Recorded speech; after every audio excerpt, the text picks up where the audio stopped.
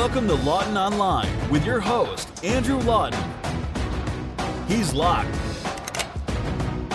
loaded, and ready to fire. Lawton Online starts right now.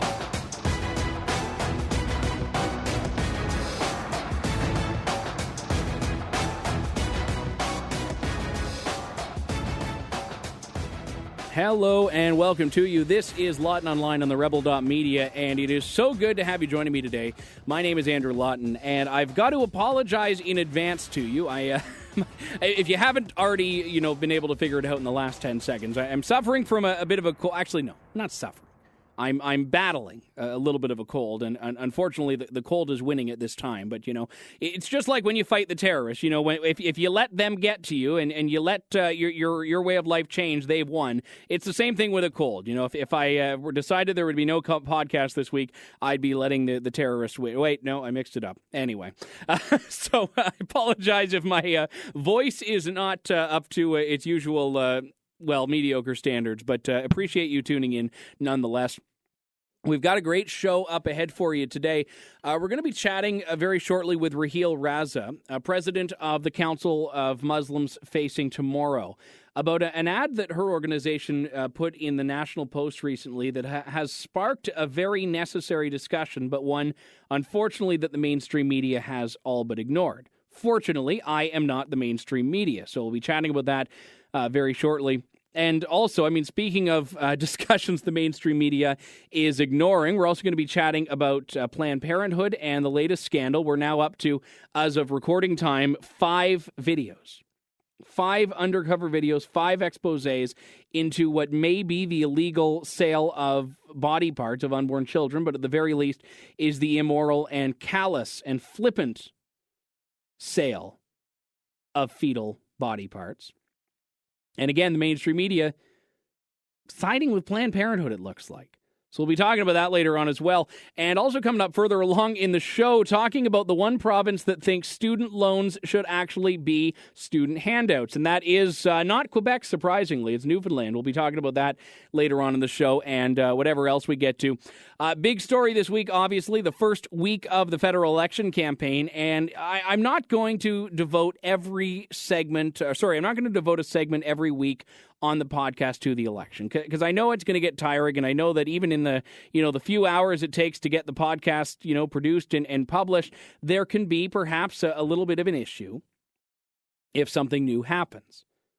So this will not be the place that I'm going to recommend you come to for up-to-date poll numbers, the place that you'll come to for the absolute latest news. Come to TheRebel.media. They'll have it, not the podcast. No, this is the place where I'm going to focus more on the stories of the campaign.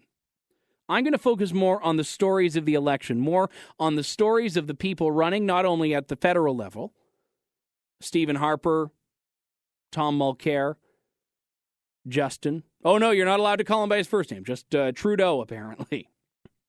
That's actually better. Not Justin Trudeau, just Trudeau. But the focus that I want to take on this is talking about what the election is actually about, because I think this is so very important. And you know what? This is a discussion that Canadians need to have. It's a discussion that the political parties have had in their war rooms.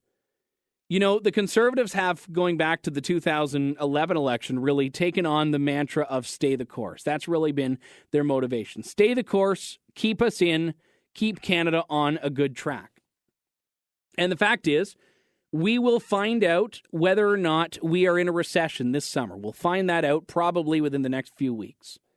And that will, if we are, be very damaging to this government. Now, he can, obviously, as Prime Minister and the Finance Minister, Joe Oliver, can go and blame external factors. They can talk about the other factors that are at play, which there are in existence, absolutely. But it's going to reflect poorly on the Prime Minister. It will. Now, look, I support conservatism.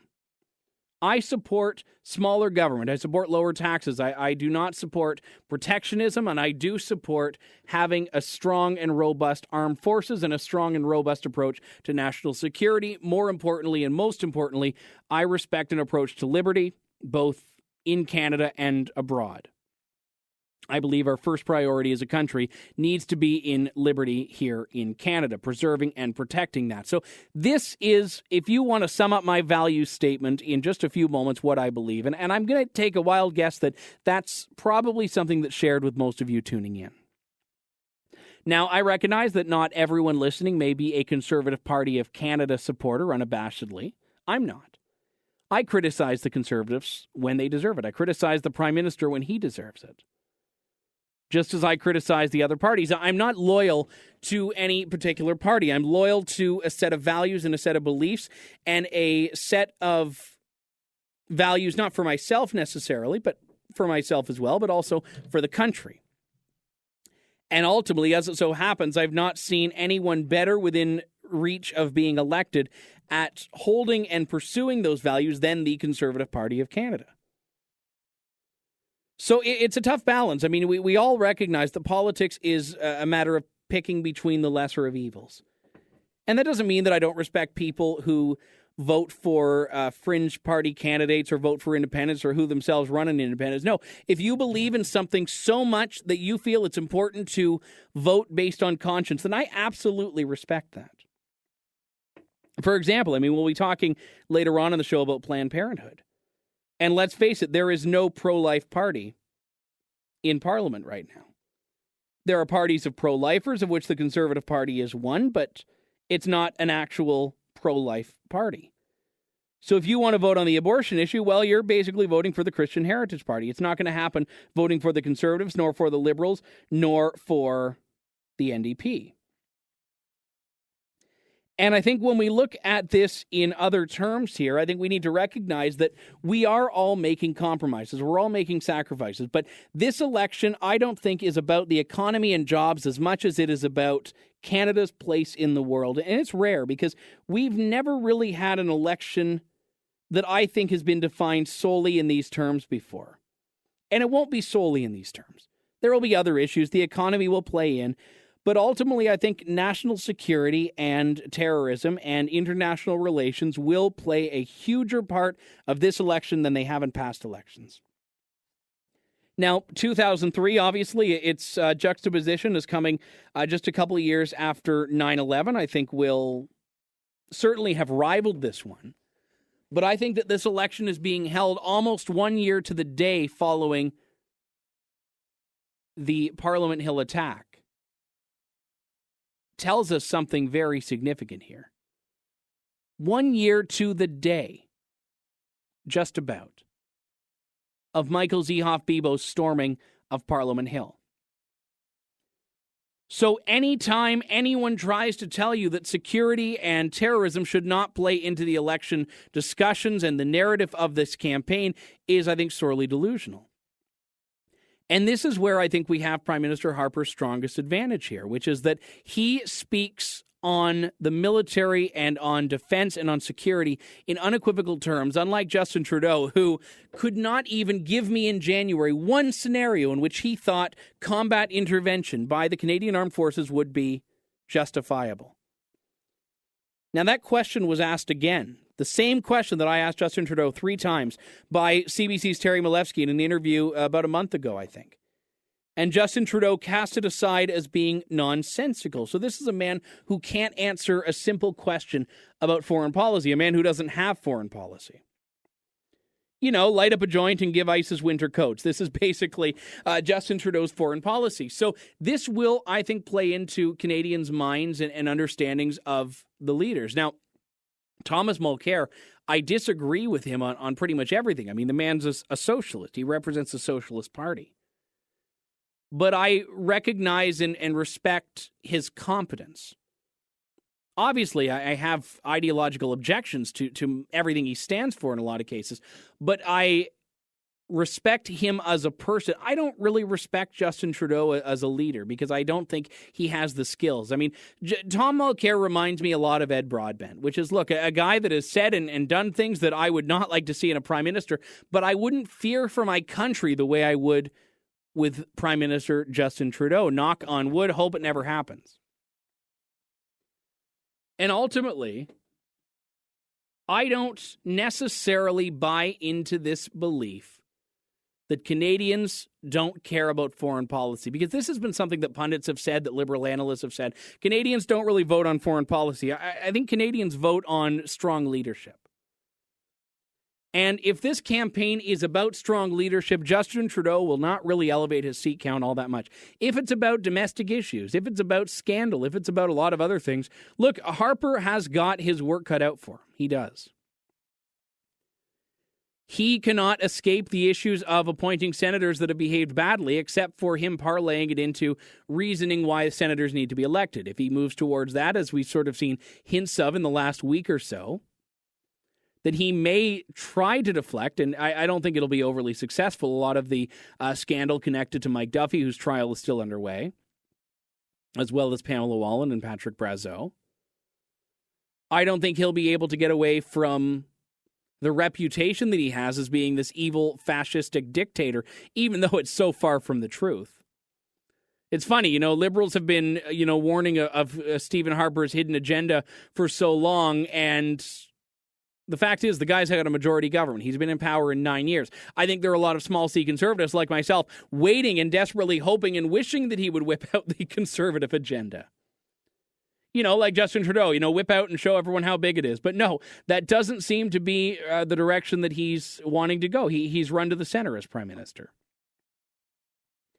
So I find it interesting then that Justin Trudeau has decided to enlist the help of Ontario Premier Kathleen Wynne, the most scandal-plagued, sandbagging premier in the country, who's now pledging her support for Justin Trudeau and hitting the campaign trail for him and criticizing Stephen Harper for a long election campaign. Estimates say that the longer campaign may cost Ontarians about $125 million. Kathleen Wynne has the audacity to criticize Harper for that. She wasted 10 times that much by canceling 2 gas plants before an election to win 5 Liberal ridings.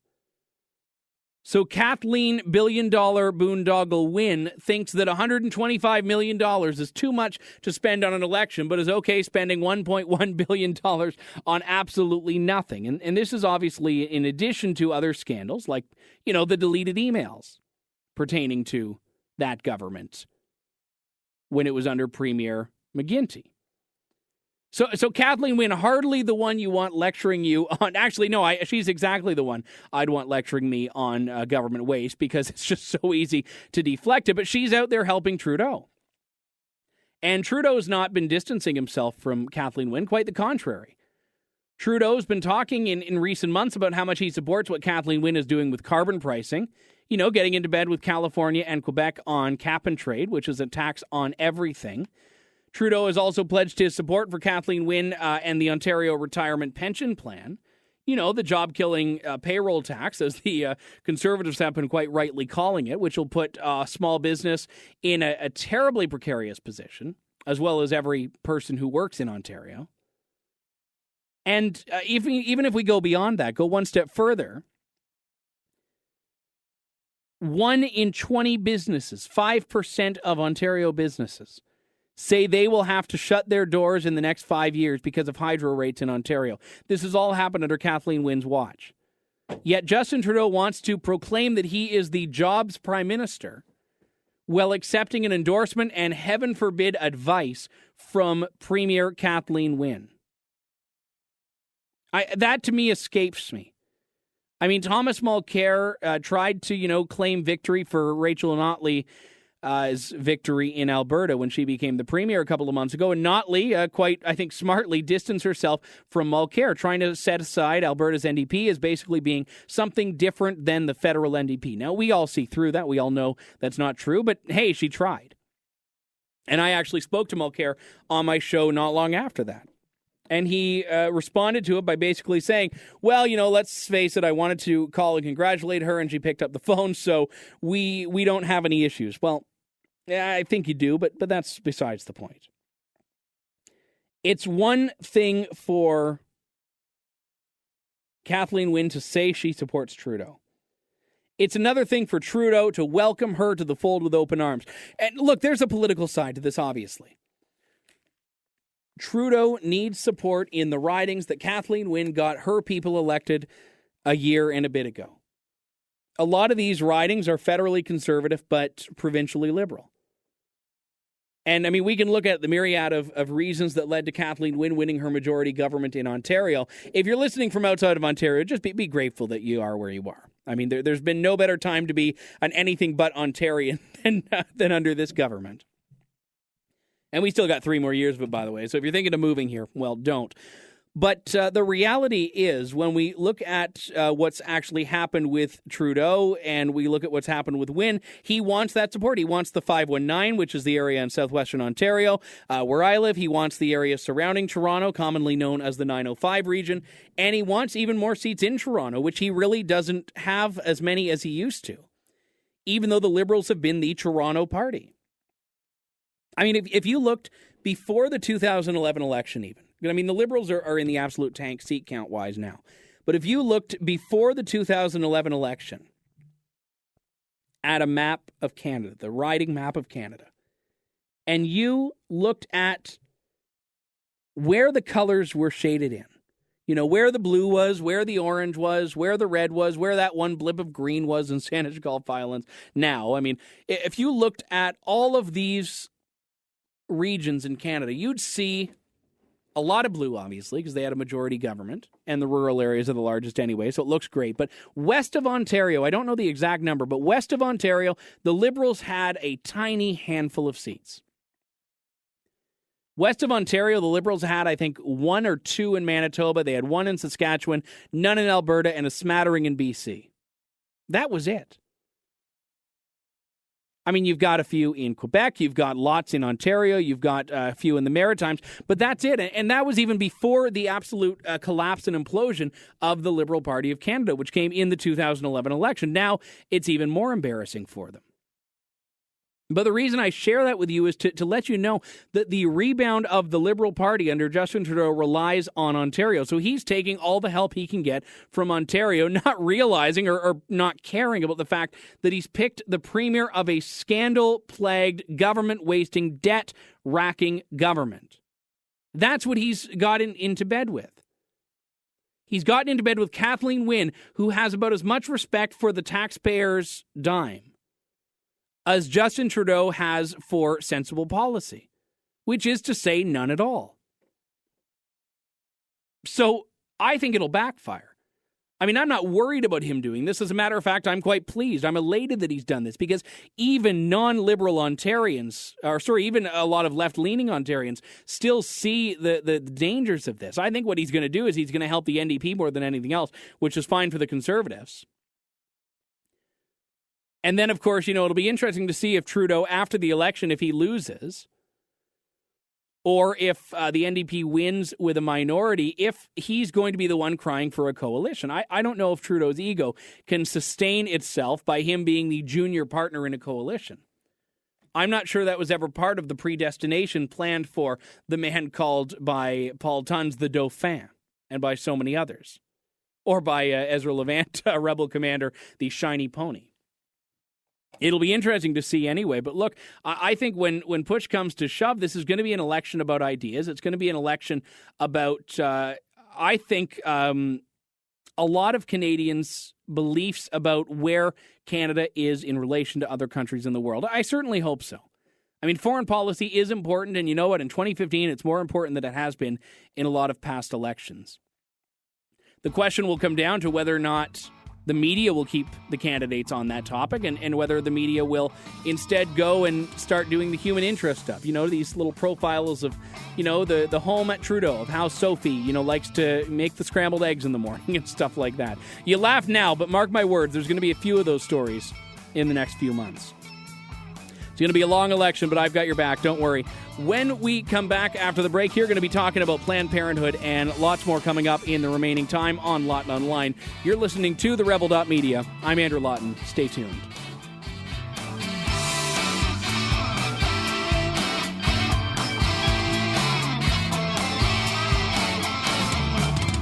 You're listening to Lawton Online with your host, Andrew Lawton, exclusively on TheRebel.media. Email your thoughts to Andrew at andrewlawton.ca or tweet Andrew using @AndrewLawton.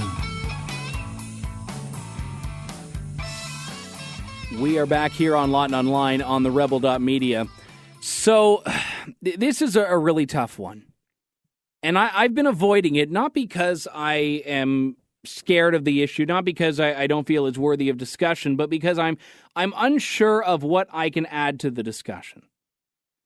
And it directly pertains to the ongoing exposés into Planned Parenthood, the abortion mill in the United States that has been under fire by a very new organization called the Center for Medical Progress, which has released, as of recording time, 5 videos, undercover videos, detailing Planned Parenthood representatives discussing the sale of fetal tissue, the sale of body parts of aborted children. Now, the entire discussion in the eyes of the law comes down to one simple question.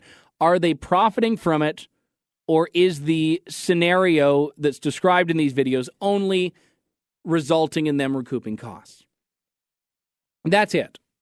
The law doesn't care about the level of flippancy that the people working for PPFA and the Planned Parenthood affiliates have. The law does not care about the level of ickiness, for lack of a better term, that exists in this. The law does not care about whether or not this appears to be a commoditization of unborn children. No, the law only cares about the one question, which is whether or not Planned Parenthood and its affiliates are profiting from it. Because selling organs at cost is acceptable, selling organs for profit is wrong. This is the very bizarre dichotomy that's been created by the law here. Now, to be clear, I accept the law. I understand the law. It makes sense to me, but it doesn't speak to the broader and deeper subject here of the devaluation of human life that has led to Planned Parenthood actually existing. Now, I know a lot of you are listening into this and saying that I am preaching to the choir, and that's been why I've avoided this so far. I know that the mainstream media is ignoring this story.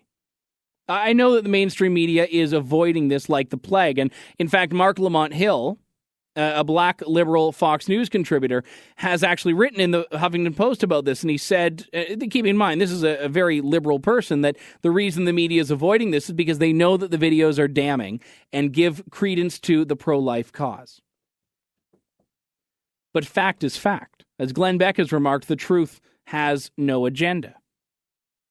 And I'm sorry for not discussing it before this point. I am. Because I don't think that I need to have a unique angle or perspective on this for it to be relevant and for it to be significant, because it is. It is those things. And, you know, a lot of people have spared no shortage of effort in describing Planned Parenthood and saying, why is the media more concerned about Cecil the Lion than Planned Parenthood? I don't think those two are a valid comparison. I think you can be upset about both. Although Cecil the Lion is another topic entirely. The fact of the matter is, as a standalone without any comparison, I find what Planned Parenthood is doing to be utterly outrageous and utterly unsurprising. And this is where I am at odds with a lot of other pro-lifers here. Because I have to wonder who is shocked by this. Who is shocked by the largest abortion provider in the United States of America apparently thinking so little of human life that they're okay chopping up the body parts and selling them to private companies? How is that different than what they're already doing on a fundamental moral level, which is killing unborn children? How is that any different? It's the same as when people talk about gendercide. You know, the growing issue of sex-selective abortion, which even in North America, but in other parts of the world, targets unborn females. And people have talked about the need for a law to ban sex-selective abortion, and I say, why? If we are going to say that it is acceptable to kill an unborn child, why are we saying it's less acceptable if you do it for gender reasons? As opposed to what? Inconvenience, financial reasons? You don't feel like having a child in the winter? I mean, who knows? Who cares? Why are these all that different from each other? At the end of the day, when you're dealing with the issue of abortion and you're dealing with the issues of abortion providers and other services they offer, All of these things are part of the same problem, which is a devaluation of human life. I've said it, but it's that simple. So I am outraged, yes, and disgusted, yes, and saddened, yes, by the details in the videos released by the Center for Medical Progress. But I can't find myself to be that surprised. You see, despite the fact that Planned Parenthood is a charity, they've still been providing this service, this woman's health service, as some people call it, for money for years. That's a part of its MO. Now, even though they obviously like to tout the other services they offer, at the end of the day, Planned Parenthood is an abortion mill. That is a huge part of their existence. So I wanted to actually read for a moment an open letter by my friend and colleague, Kira Davis, who wrote a letter to the mainstream media sellouts, as she calls them, as it pertains to the Planned Parenthood saga. She writes, in no minced words, "I have just about lost all patience with you people. You're terrible. You're all terrible. You're terrible at your jobs. You're terrible at informing people. You've basically completely abandoned all attempts at keeping the public educated and informed about their country and the world around them.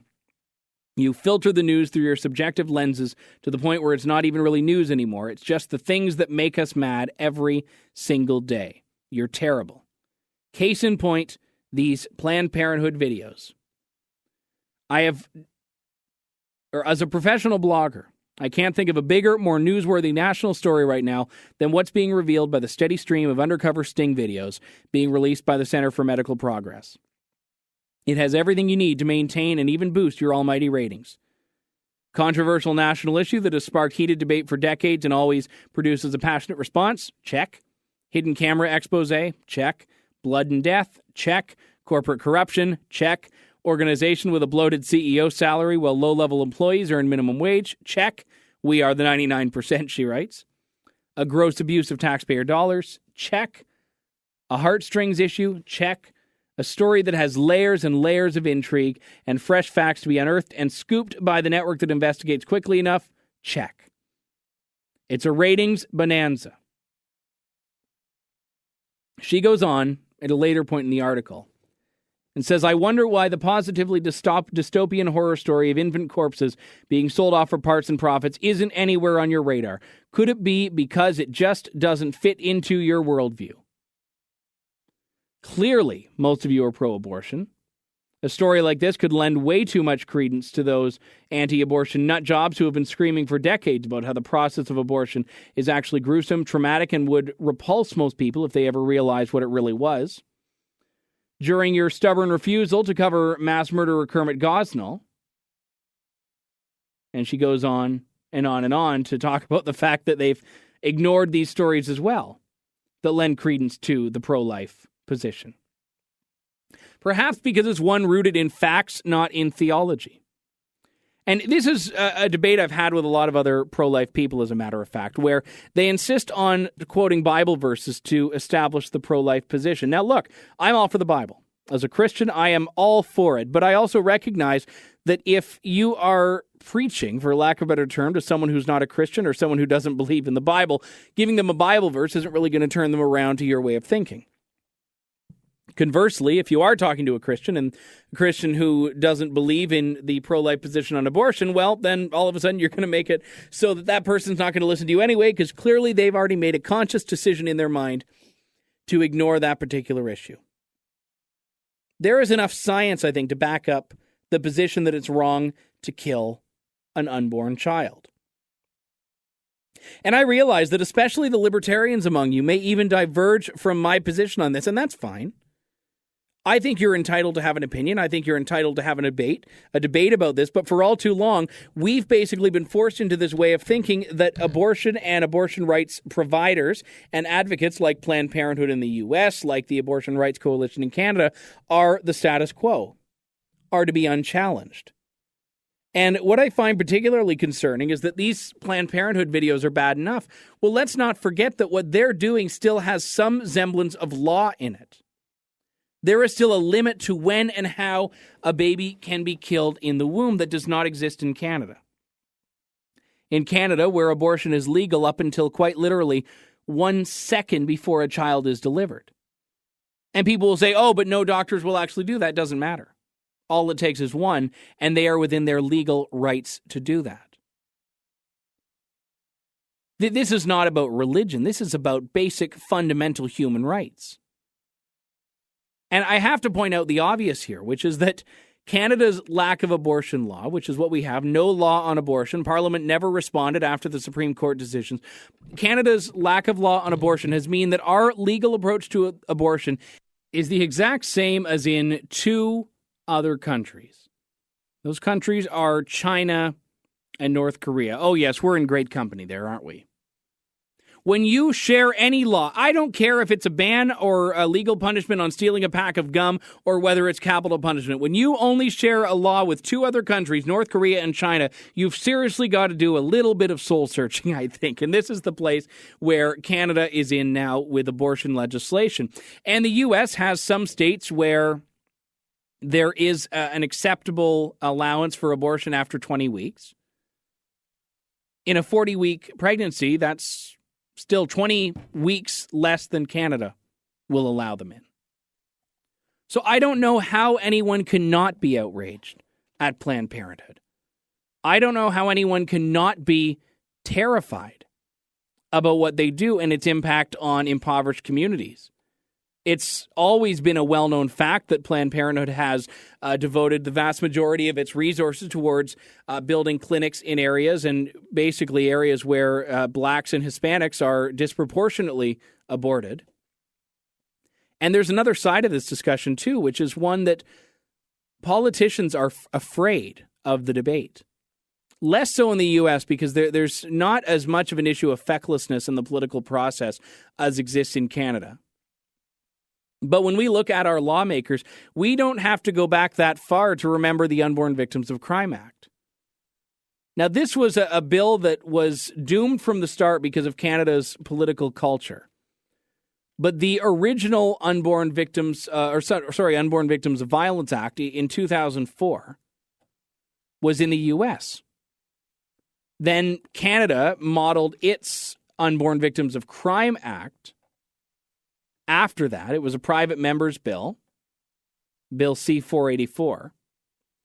And so many people would not support this bill, which was introduced by Kennep, would not support it because they were scared that it might lead to anti-abortion legislation. They couldn't even agree that a pregnant woman with a wanted child should be treated as 2 victims because of the child if there is an act of violence or an act of crime against her and the child. That was deemed to be too controversial because it cut too close to a discussion that so many lawmakers are afraid to have. And I don't know why. I do and I don't, because the left is so powerful in Canada. The institutional left and the cultural Marxists are so powerful in Canada that politicians who are thinking against the grain on this are so scared of what political capital will be used against them. And I don't know how we fight that. I know that we were chatting in a little bit of detail earlier on this show about the federal election. And I don't think abortion will become a federal election issue. I don't think it needs to be a federal election issue. I think it needs to be a federal issue one way or another that people discuss on a regular basis until a resolution is reached or until the decision has been deemed to be not worth changing. And we've had parliamentarians like Rod Bernouge, for example, and the Conservatives that have tried to bring it up, and Stephen Woodworth as well. But when all is said and done, they're silenced often by their own party, not silenced because they're shot down by opposition. It's this self-imposed censorship. A fear of the left. And the abortion discussion, the pro-life, pro-choice debate, is one where the right is handing the left a victory because we are deferring to them because of our fear for them. And that is not what I think we should be doing. You may disagree with my position on abortion. That's fine. But don't silence those who want to discuss it and bring ourselves perhaps out of the category of China and North Korea and into perhaps a bit more of a developed and well-liked place in the world. We've got to take a break here. When we come back, chatting with Raheel Raza here on Lawton Online on TheRebel.media. Stay tuned.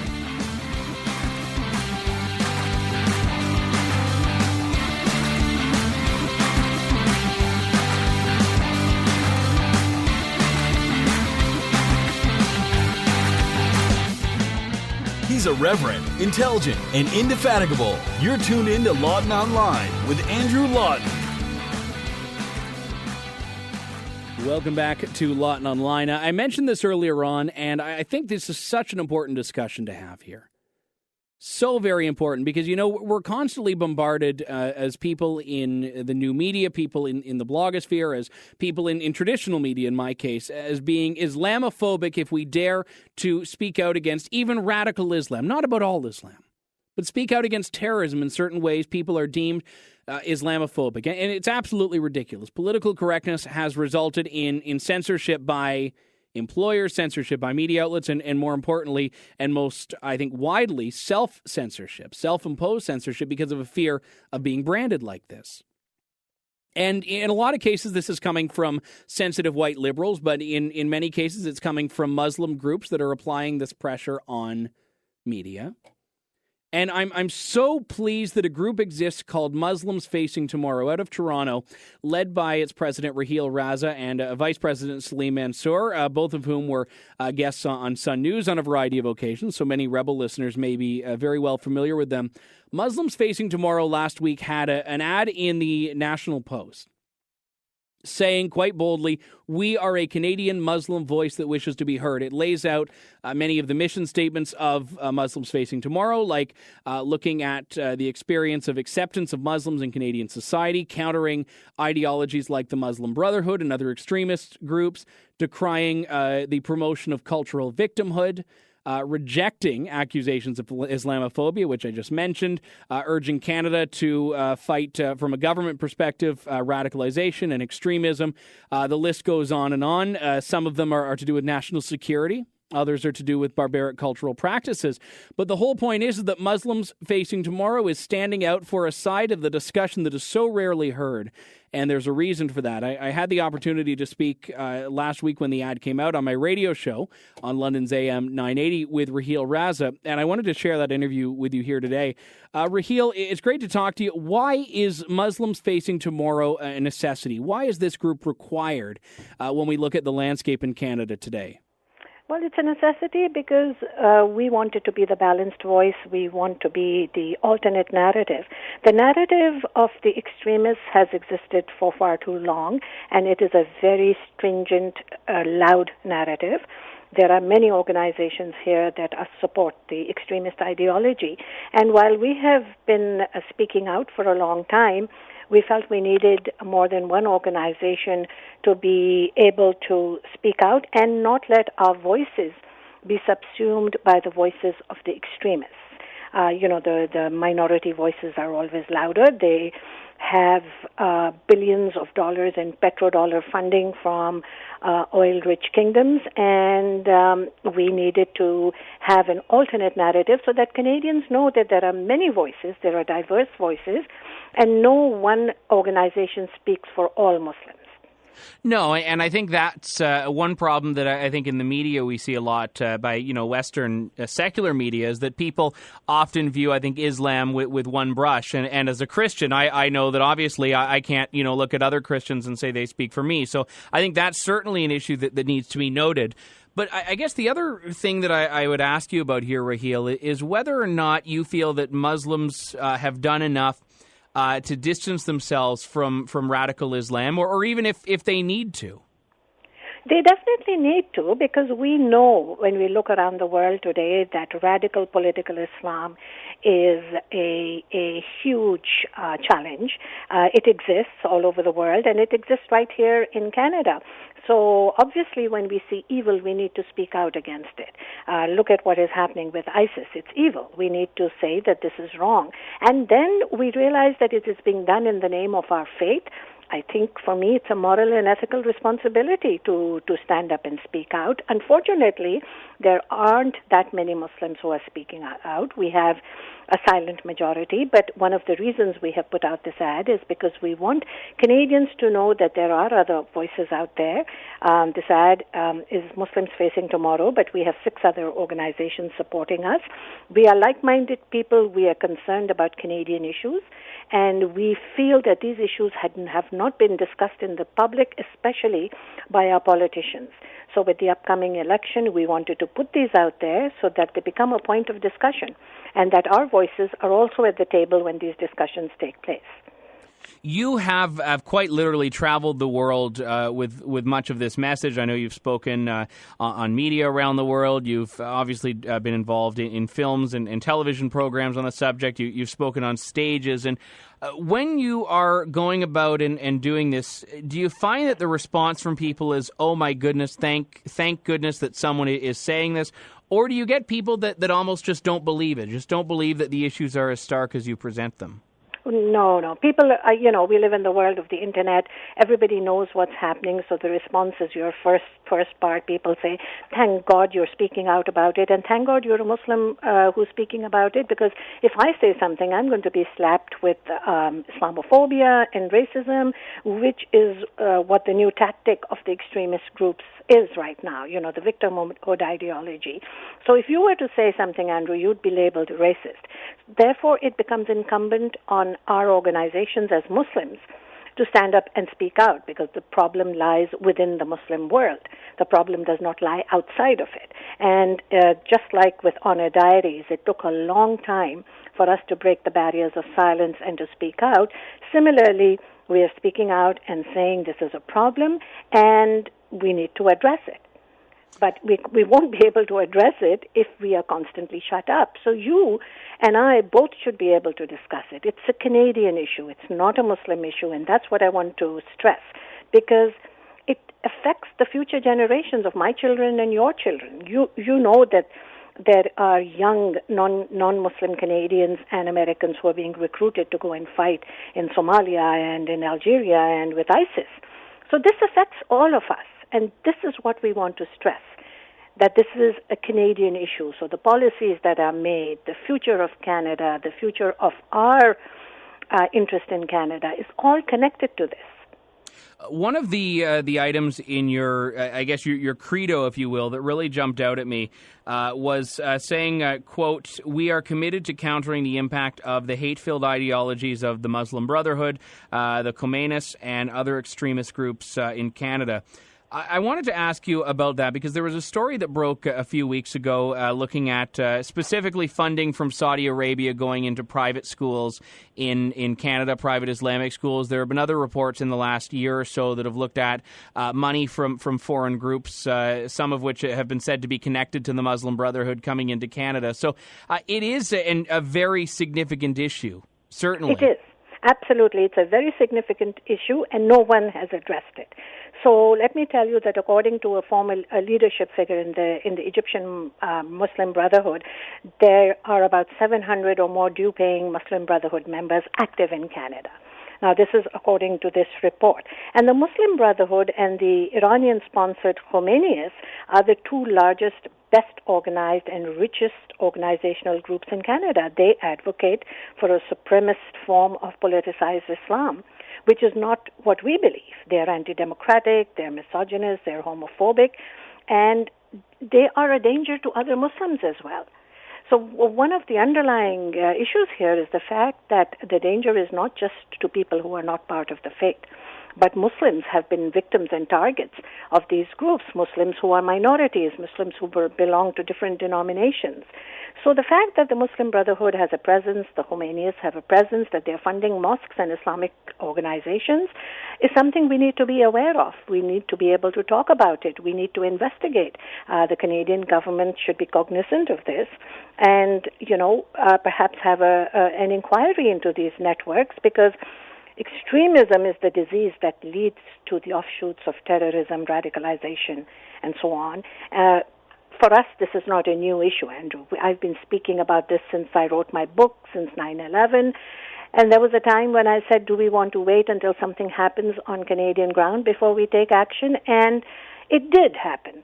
And it's a terrible feeling to turn around and say, I told you so. One never wants to do that in such a case. We are Canadians. We are very, very concerned about the security of Canada, the safety of Canada.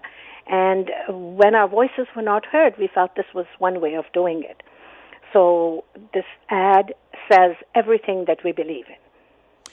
I guess I have to ask you then, Raheel, why more Muslims specifically, but more people in general aren't speaking out about this? Because you mentioned why people like me, why, white Canadian non-Muslims can't speak out about this, because there's a fear obviously attached to being branded a racist, Islamophobe, etc. But why do more Muslims not? Because I would assume that any peace-loving, moderate Muslim in Canada would have the most to lose by radicals taking hold of this country, because they're the ones that are going to be blamed if anything wrong happens. So why is there not a charge being led by every mosque in the country when something does happen to rush to condemn it? That's a very good question, and I would really like to see this happen, but there are many reasons for this. One of them is denial. In an interview I gave this morning, somebody called in and said, there's no extremist radical issue here connected to any particular group. So, if you're going to live in La La Land and you're going to be in denial, then obviously you don't want to face the issue. The second is that there is, as I said, a large silent majority that are afraid, because with the kind of exposure that we have by speaking out, we put our lives at risk, not only outside of Canada, but within Canada as well. And not everybody wants to do that. But largely, you have to understand that the majority of Muslims are influenced by organizations that call themselves the spokesperson of all Muslims. And this is why I clarified that we don't speak for all Muslims. Nobody does. But there are organizations that are funded by petrodollars that have huge amounts of finance, and they use every medium at their disposal, social media, websites, everything, to convince Muslims that they are the victim, that, they have been victimized in Canada. And this is why we slam the term Islamophobia. So these young people and older people are convinced that, they are the victims, and that, they must have this victim ideology, and nobody should be allowed to speak out. And there's really nothing wrong. There's nothing happening on the ground, and that people like us are just fearmongers. But, we said this before 9/11 when people said we were fearmongers. We said it after 9/11 when people said this. But then we did see terrorism take place on Canadian soil. And this was not aliens who were doing this. The Parliament shooting, the Via Rail plan, the Toronto 18. Who were they? They were Muslims. They were politicized Islamists. And we continue to differentiate between spiritual Islam and political Islam. Political Islam is what we are looking at. So there are many reasons why the majority doesn't speak out. And, it could be one of all these reasons. But we hope that by looking at this ad and seeing 6 organizations supporting it, we are observant, practicing Muslims. We are concerned about what has happened to our faith. We are concerned about people using the name of my faith to perpetuate horrific, barbaric practices and killing people. So, as you say, it seems simple to think that everybody would speak out, but there is always the if and but. They're afraid. There are people who will say, well, we can't speak out, otherwise people are going to hate Muslims. No, they're going to be very respectful if you speak out. Every faith community has gone through a crisis, but they didn't solve that crisis by just staying home and hiding their heads in the sand. And awareness comes, and then you look at the different ways in which we can reinterpret, in which we can reform, in which we can reclaim the spiritual aspects of our faith, which have been turned into a hate-mongering ideology. I really like that you speak about your faith in a way that you make it very clear that it is your faith still and that you believe in it. Because I've seen comments about you in the past and people like Tariq Fatah and Salim Ansur, basically from people saying, well, they're not real Muslims. And I mean, I know you've heard this time and time again. I mean, what would you say is the response of most Muslims to you and your cause and your message? Well, I think that they see the truth in it, but, they try to look for excuses. So this diatribe about not being Muslim, I find it hilarious. Because, I'm glad you're not offended by it, at least. Well, no, I think it's so silly because I'd like to meet them face to face and say, are you God to judge whether I'm Muslim or not? Are you a fly on the wall? How do you know that I live my life? I think that the reason I do the work that I do and Salim Mansour does what he does is because we are compelled by the line in the Quran that says, speak out against injustice, speak the truth regardless of who attacks you, speak the truth even if it means your own family and your own relations. These are the words of the Prophet Muhammad. These are what we follow. What they are doing is definitely not in the spiritual message of the faith that I follow. But, this is really not something that one wants to engage in because you could, talk till you're blue in the face. It doesn't bother me. It doesn't offend me. It doesn't offend any of us because these are deflections. So to be able to say that, these people, Muslims facing tomorrow, are not really Muslims. We are saying we are a Canadian Muslim voice. Who is there to say that we are not? So, our work comes from a deep-rooted love of our faith and the fact that there is so much darkness happening in the name of that faith. And I think that we have gained a lot of respect for this. We are not ex-Muslims. We are not Islam haters. We've been called self-hating Muslims. This is just terminology. In the same way that Islamophobia is used to shut up discussion and debate in the non-Muslim community, they try and intimidate us with threats of, hating Muslims, whatever. But, the world can see people are not stupid. We know that there are a lot of problems happening because of political Islam, and we want to address them before they become worse. This was the right time because we want all our elected officials, we want our government, we want, the political parties who are not addressing these issues to take them on and bring them to the table and let's talk about them. I wanted to ask you one final question, Raheel. You obviously are creating a large and very necessary national discussion with this ad. The ad is new. The organization is not. I mean, Muslims Facing Tomorrow has been working for some time now, yes. As have you. What would you say has been your biggest success and your biggest goal looking forward now with the work that you already have done? Well, we have had some great achievements. After the release of Honor Diaries, I was able to go to Parliament and give testimony about honor-based violence and was part of the putting together of Bill S7, which is against zero tolerance for barbaric practices. We do engage with the government. We are an idea-based organization. We are a policy-based organization. We will engage with whoever will reach out to us if it is for the good of Canada. We will engage with anyone with regards to safety and security of Canada. So we talk about these issues and we bring them out to the open, and we, are cognizant of the fact that much of what we are saying and doing is being heard, because how many other voices are out there? There was always this question, where are the voices of the moderate Muslims? Well, here we are. We don't call ourselves moderate anymore because the Muslim Brotherhood also calls itself moderate. So I would say we are a humanist group. We are a peace-loving group. We are people who are Canadian. Most importantly, we are Canadian Muslims. And Canada is our home. And this is where we want to fight the battle against radical Islam. And we have asked people to join us. That was Raheel Raza for my interview on The Andrew Lawton Show on AM 980 in London last week. As I said, I don't think I oversold it there. Important enough that it needed to be heard here as well. And I really, really appreciate all the work that group does do for us who believe in freedom and believe in fighting extremism. It's really that simple, and I think it's a lot more black and white than some people make it out to be. We got to take a quick break here. More Lawton Online on TheRebel.media when we return. Stay tuned.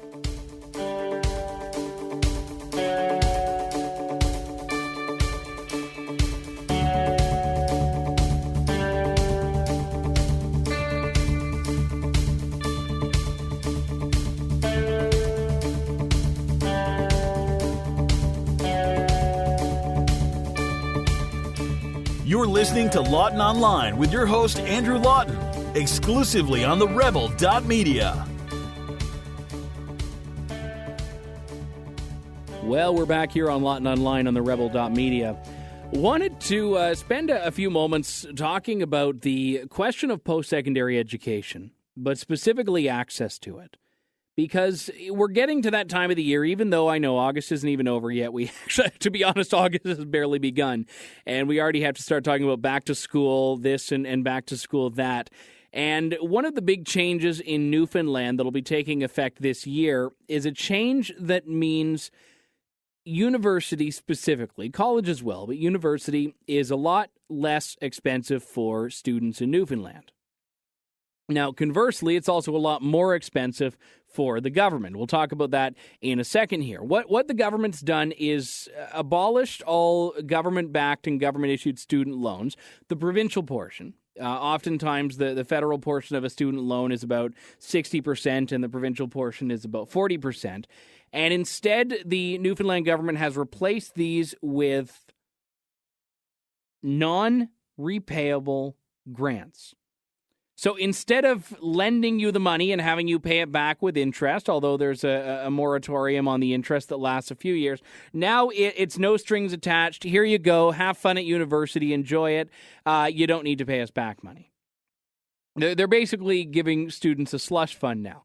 Now, in terms of the implementation of it, I get that the government will now have a bit of an easier time administering the program.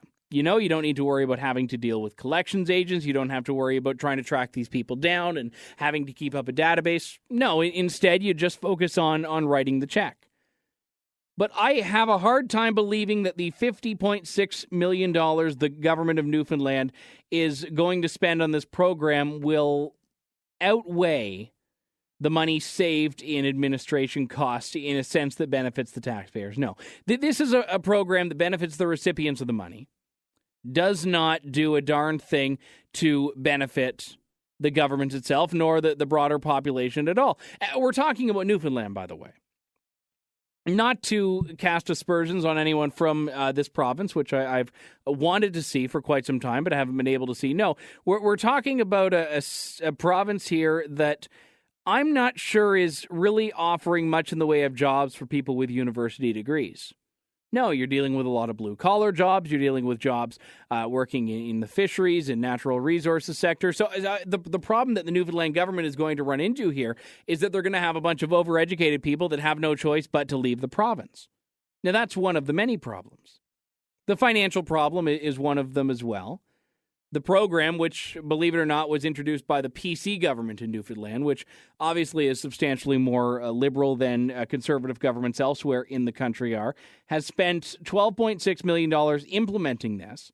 And as I mentioned earlier, we'll be spending over $50 million over the next 5 years or 4 years from now actually putting it into effect.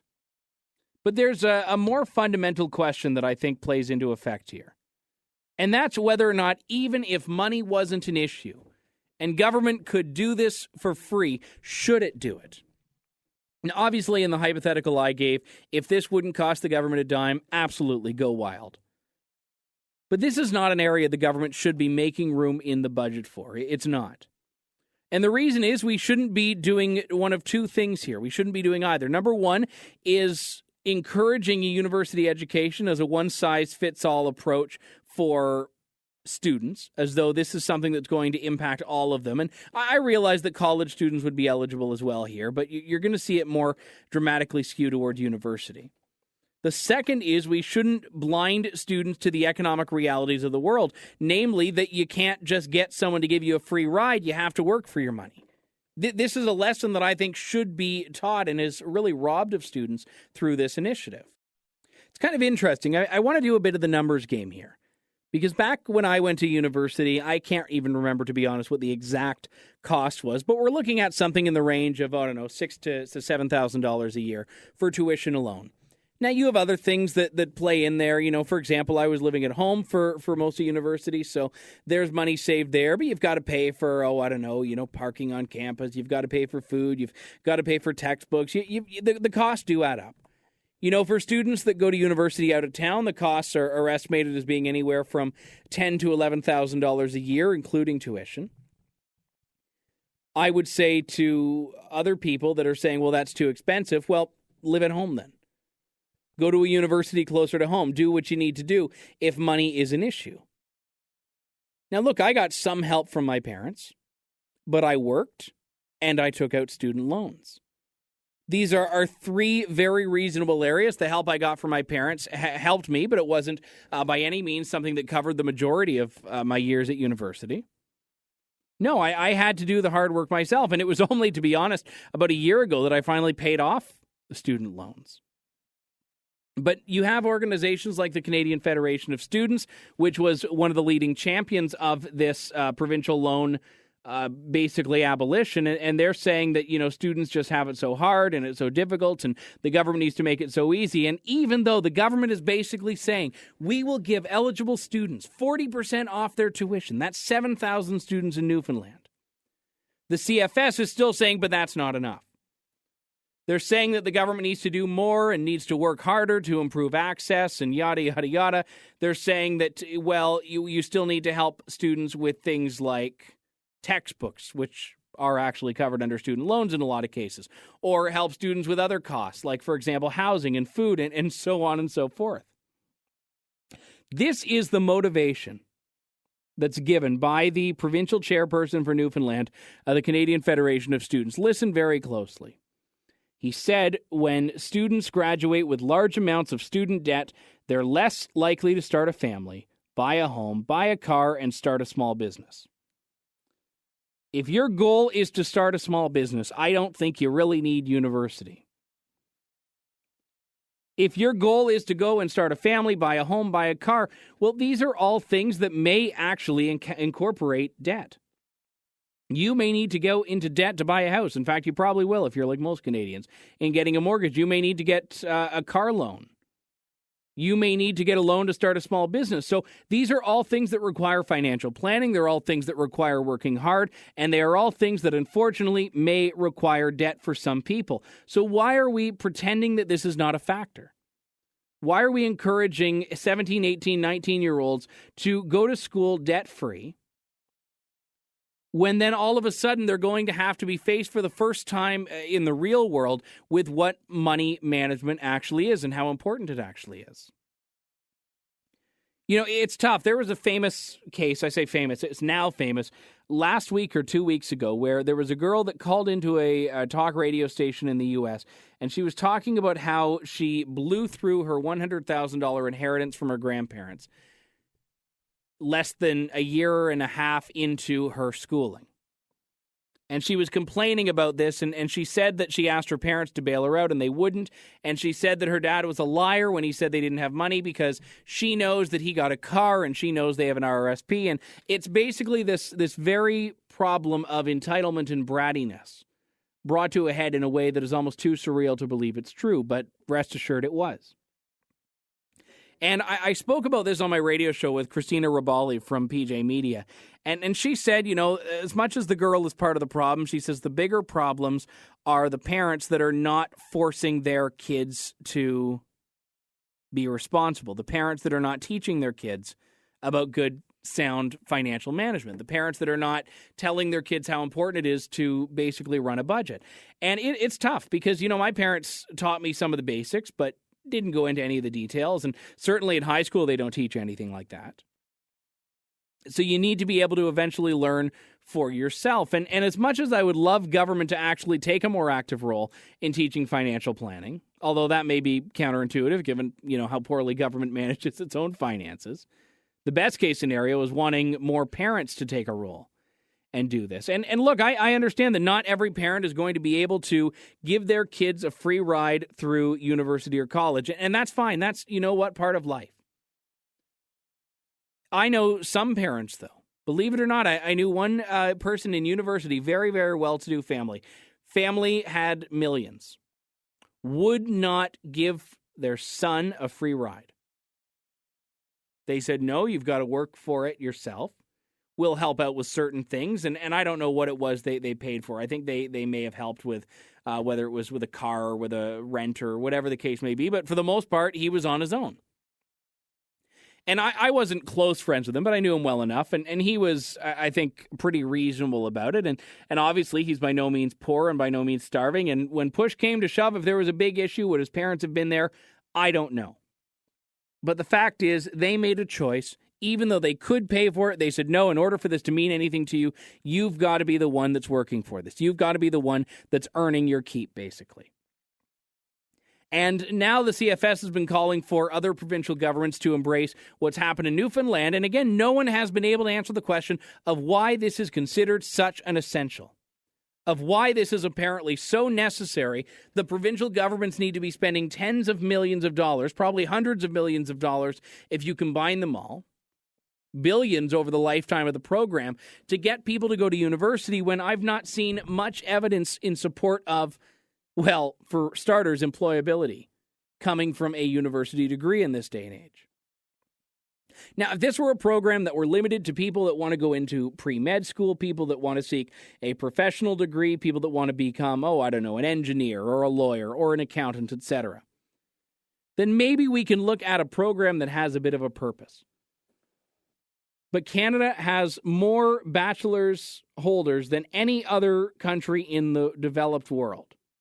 I'd assume any other country in the undeveloped world as well, for that matter. And why is that? Well, for starters, because the government has made education accessible and affordable, which may be good in some ways, but the result has been a devaluation of the currency of education, basically, a devaluation of what a bachelor's degree is. And all these students that are going to be taking advantage of this are not going to be going into health, are not going to be going into science, are not going to be going into a professional program. Some will, absolutely, but a lot of them, in fact, most of them, are going to be going into a generic, unemployable Bachelor of Arts, Bachelor of Social Sciences. They're going to get their political science degree, their English degree, their history degree, their women's studies degree, their gender studies and conflict resolution degree, and all they'll have at the end of it is a ticket into a master's program. And, well, thankfully not a bunch of debt this time around. And having the ability to, in a more consequence-free way, receive your education incentivizes people to not enter the real world. It encourages people to, instead of trying to find a job, instead of doing something that is going to turn itself into a job later on, encourages people to take advantage of it. If someone's offering you a free ride, or at least something that comes close to it, it's a lot more motivating to take it. And I find it interesting, so many people will point to the fact that, 100 years ago, people with grade 8 educations were fighting wars, and people with grade 8 educations were doing all these good things in the country, making all these great inventions, and so on and so forth. And a lot of these stories are true. There's a place for university. I went to university. But I'll be the first to say that it hasn't really helped me directly in my career. I've learned things, I benefited from things, but ultimately it was something that I feel is more aligned with a specific goal than something that is generally there for the purposes of self-edification. When you talk to high school students, and I've done this, I've spoken to high schools, and you'll survey the room. Everyone's going to university, but no one knows what they're going for. And this is an all too common problem. You have guidance counselors that are somewhat aggressively pushing people towards general four-year undergraduate degrees with the hopes that eventually it'll turn into something that will, forever change and transform their lives. Well, if it were working that way, great, but it's not. The stats are not backing it up, and I can't speak highly enough about Peter Thiel, the founder of PayPal, who actually has his own scholarship program called the Thiel Fellowship, where he gives students either $100,000 or $200,000. I can't remember what it is, and he gives 20 of them every year this endowment for 2 years on the criterion that they drop out of school, that they work full-time towards an invention or a creation or a business or innovation of some kind, and they use the money he's granting them as seed money for this. And there's been some great success in this program already. Some have gone back to school later on because they want something more, but others are natural-born geniuses, and the only thing a university degree would be doing to them would be stalling them from creating industry and employment and wealth, etc., stalling them from doing that for a period of 4 years. And who benefits from that? I don't think anyone does, except for the universities themselves that are cashing the checks. We've got to take a quick break here. When we come back, more of Lawton Online here on TheRebel.media. I'm Andrew Lawton. Stay with us.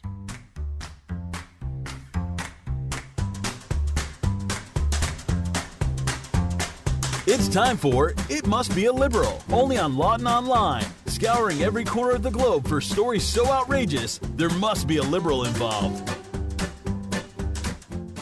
Yes, you heard the man. It's time for It Must Be a Liberal. From corner of the globe to corner of the globe, from Seattle to Sierra Leone, finding the stories so outrageous, there must have been a liberal involved.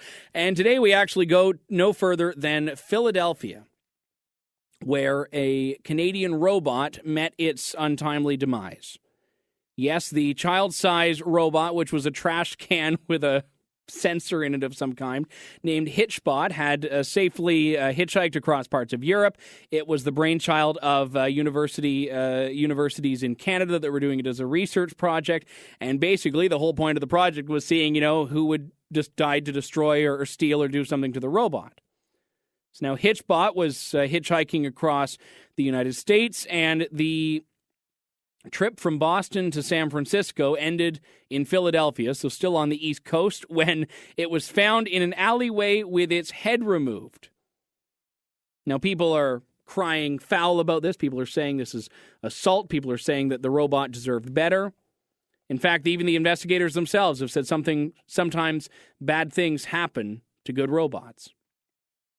But at the same time, other people are using this as evidence to justify a campaign of anti-Americanism, saying that the robot was safe in Europe, been safe in Canada, but not safe in Philadelphia, not safe in the United States, which means that Americans are evil, violent creatures. This is basically what people are trying to say here. Well, maybe it means that you can't send something unattended into the suburbs of Philadelphia. Certainly not the inner city, anyway. So I think if you were delusional enough to think that this would not happen in one of the most dangerous cities in America, it's safe to say with that level of forethought, you must be a liberal. There's no other way. Ladies and gentlemen, we have to bid farewell for the program today, but a big thanks to Raheel Raza and all who listened in. We'll be back next week on Thursday with more of Lawton Online on TheRebel.media. I'm Andrew Lawton. Thanks so much for listening. Thanks for tuning in to Lawton Online. Check out TheRebel.media for lots more fearless content and commentary.